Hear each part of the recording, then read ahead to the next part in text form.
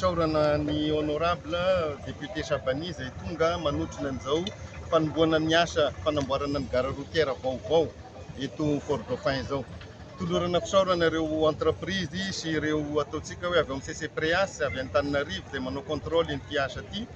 Ny androandroany dia ataoko hoe zava-dehibe ho an'ny commune urbaine Fort Dauphin satria nanaiky ny fandaminana ny vahoaka rehetrarehetra eto ary isaorana koa fa nahazo toerana antsika ery amin'ny lalana mandeha any Port-Réal izay amindrana an'ity gare routière ity ka mbola manamafy zahay ary ampitahony amin'ny président Andriamatoa Solombavam-bahoaka ny isaorana ny fankasitrahany vahoaka ny Fort Dauphin amin'izao fotodrafitrasa goavana zao izay tsy tanteraka izao raha tsy avy mifangatahany député ary amin'ny fanatanterahany président ka dia makatelina ary makasitraka izay vahoaka ny Fort Dauphin fa dia hanomboka ny asa hanamora ny commune ary accompagner ny retournage reto mba hatanteraka azy hatramin'ny farany.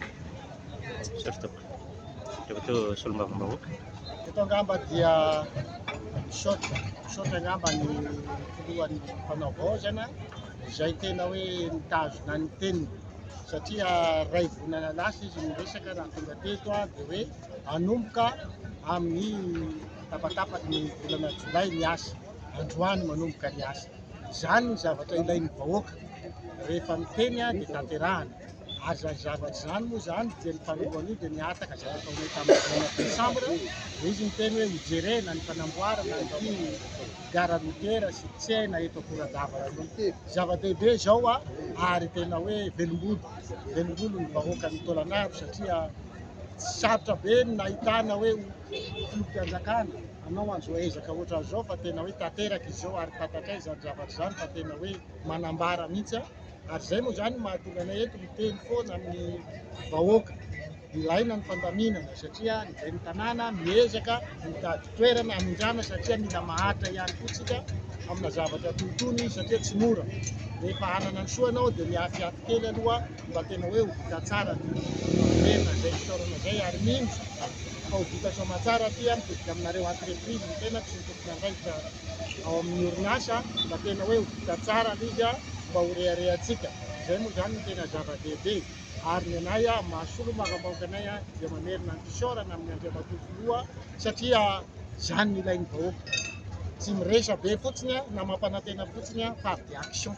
Izay koa ny efa mahazatra na efa Fort Dauphin fa dia makasitraka isaorana koa anao be ny tanàna satria nandamina ny tsena tsy mora mandamina an'izany gare routière ny zavatra izao milamina ny fahaiza manao izay hoentinao anatanterahana ny fotodrafitrasa goavana izay atao teto ity satria mitetididy any amin'ny 10 milliards d'ariary mahery any izy io miaraka amin'ny tsena ka izay zavatra izay nefa tena hita hoe zavatra goavana misy ny zavatra teto fa dia misaotra antsika rehetra makasitraka. Isaorana président fanavaozana amin'izao fotodrafitrasa izao. Isaorana koa i honorable Sabani ny filomaire nanatrika izao fanokafana voalohany izao amin'ny fanamboarana gare routière.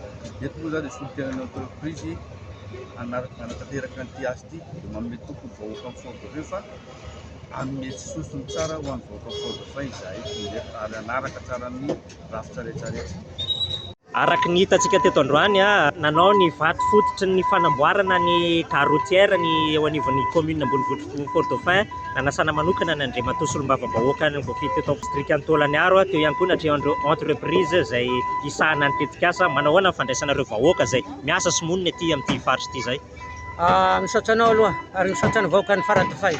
Zahay zany faly zahay amin'ny fanamboarana fotodrafitrasa lehibe izao satria maromaro avao no nitondra teo zay sy nanentina atiky mihitsy. Fa isaoranay misy zany i Mikael zany hanamboatra ty gare routière ty tena isaoranay koa ny be ny tanàna ka. Zava-baovao ho anay vahoaka ny Fort Dauphin zao tena isaoranay mihitsy ka. Misaotra tompoko.